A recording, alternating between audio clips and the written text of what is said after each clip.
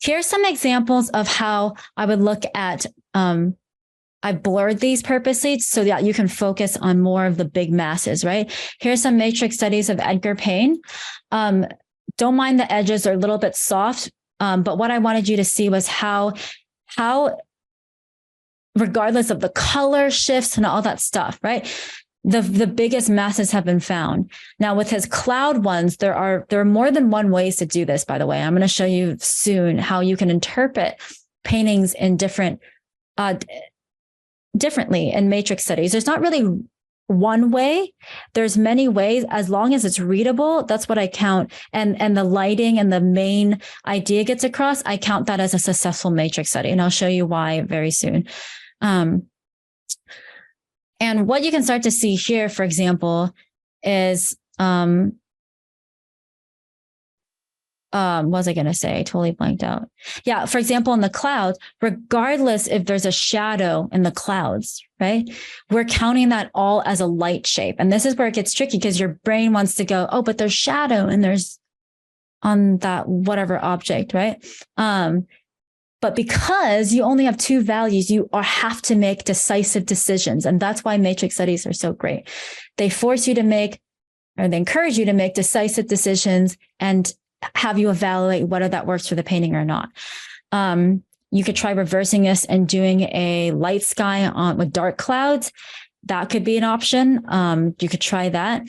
But in all of these, what I want you guys to see is now that I've cleared it up for you, you can start to see a little bit more detail, right? So you can start to see how all these little shapes right here, like these are quite tricky, these clouds.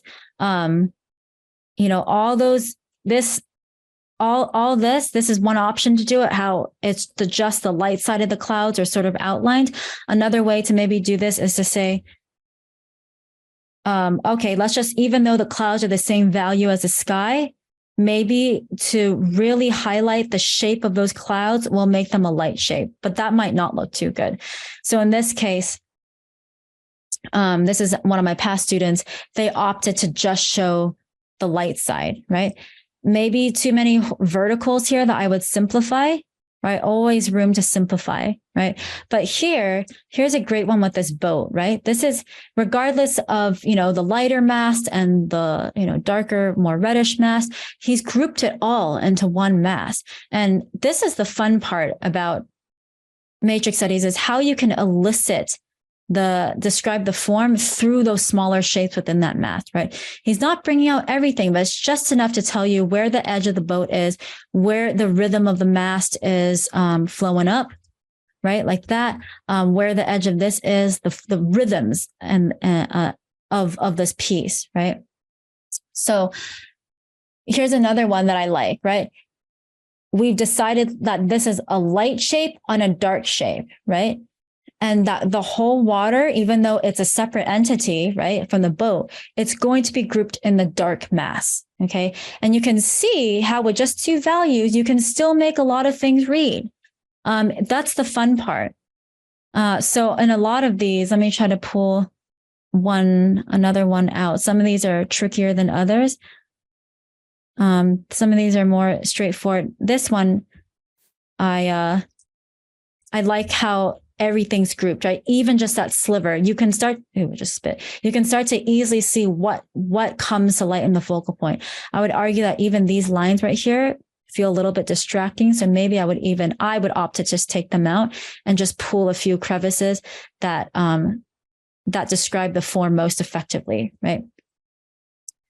But matrix studies are a great way to practice your line work and your shapes, really putting down effective shapes. I'm going to be going over the tiers of matrix studies later on in the lesson, so many things, the beauty of tapering your lines, etc.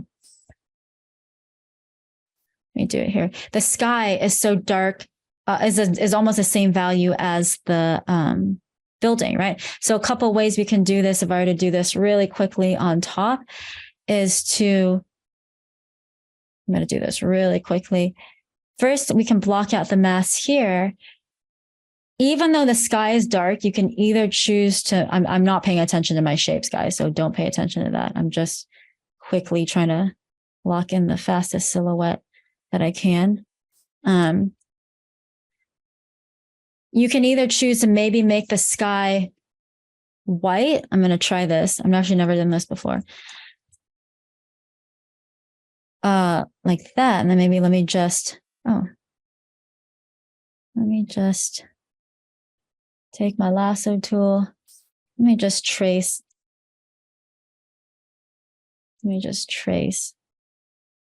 some of these light shapes so that guys can just get an indication of the form of the building. So I'm just copying his light shapes. I'm not doing like any designing at all. Trying to put the shapes also, if you notice, in perspective, right? So just a few of those. So actually, hold on.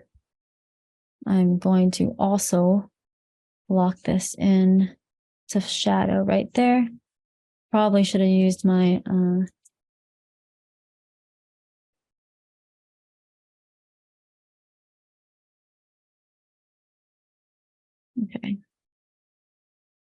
Okay, so very abstract. I want you to, it's don't pay attention to my design of shapes. You can do a much better job, right? They're sloppy. But what I want you guys to notice is, how even with that much abstraction, if I were to add a little bit more shapes, you can start to make out the building probably. I could either choose to make the sky light, or I don't think this will work, to be honest, but to make the, oopsie. This is an experiment right now. If I were to make the sky dark, let me see if I can get my layers in check. Give me 1 second.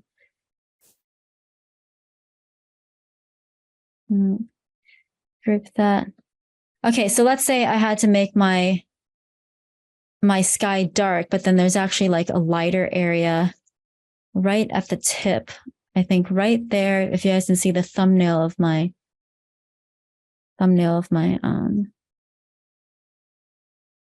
of the piece.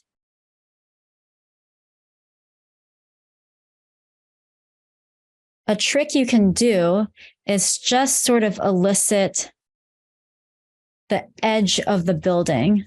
This might be a little bit too. I might have jumped ahead of myself. Sorry, guys. Just adding a little bit of light just at the edge to separate the building from the background. I'll show you another example of this, but mainly I just wanted to show you how we would distill this into a two values. So you see how I just added the edge of those buildings, and yes, it's very abstract. I'm not trying to, for matrix studies, the point is not to be realistic. It's to really find the harmony of those light dark shapes and how you can best reflect the painting in two values. Does that kind of make sense? We'll keep showing some examples.